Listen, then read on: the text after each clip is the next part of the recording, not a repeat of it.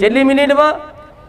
સેકન્ડમાં અમીનો ઓડકાર આવી જાય. નહીં કહેતા કે માતાજીને નિવેદ કરો ને એટલે અમીનો ઓડકાર આવે. અમીનો ઓડકાર તમારા ભાવનો હોય. ખાલી આમ કરો અને એક ઓડકાર જો ભાવનો આવી ગયો ને તમારી પેઢીઓ તારી નાખે. વડા કોઈ દુઃખ ના રહેવા દે તમારા ઘરમાં.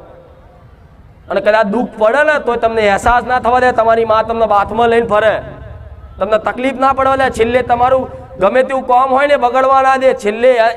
છેલ્લી ઘડીએ એન્ડ ઘડીએ તે તમારું કામ કરી જાય છૂપે છોને. એનું નામ માં કહેવાય. અને અત્યારે કરે છે નહીં તમારી લાજ રાખતી તમારી માં. દીકરાને લગન બગન આવ્યું હોય અને પૈસા હોય નહીં અને મા બાપ બે ચિંતા કરતા હોય, અઠવાડિયું બાકી રહ્યું, સારું ચોથી લાવીશું, શું કરીશું, કઈ ગીરે મૂકવા જેવું નહીં, કોણ હાલશે શું છે? અને અચાનક જ કોઈ માણસ ઊભો થાય અને કોઈક લો ભાઈ 5 લાખ તમે તમારા લગન પતાવી દો, ભાઈ મને શાંતિથી આવજો તમારે જ્યારે આવો તાર.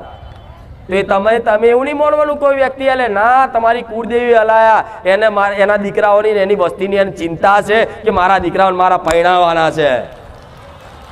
હા શું ખોટું? આ ખાલી કુળદેવીનો જ ભાવ રાખો. પાછળ મેરડી નહીં હોય ને તમારી પેઢીને તો ચાલશે, ઝોપડી નહીં હોય ચાલશે, સિકોતર નહીં હોય ચાલશે, પણ કુળદેવી તો દરેકના ઘેર છે ને. તો જે છે એની કદર કરો ને તાર, પછી પાછળની માતાઓ ફરી ખોરવા નીકળો. અત્યારે ઘેર છે એની કદર નહીં કરવી. કારણ કે ભુવાજી જો ને મેરડી છે આપણા, વહાણવટી સિકોતર છે આપણા. એટલે તું પેલા ઘેર ચામુંડાને તો હરખું રાખ, પછી મેરડીને ખોરવા નીકળ. લગન મારા જેવી મેલડી શું કે છે, હું પેઢી પાછળ ચામુંડના ખાતામાં જ બેઠી છું, પણ દીકરા તું ચામુંડ માનું હરખું નહીં કરતો મારું શું કરીશ? હા શું ખોટું?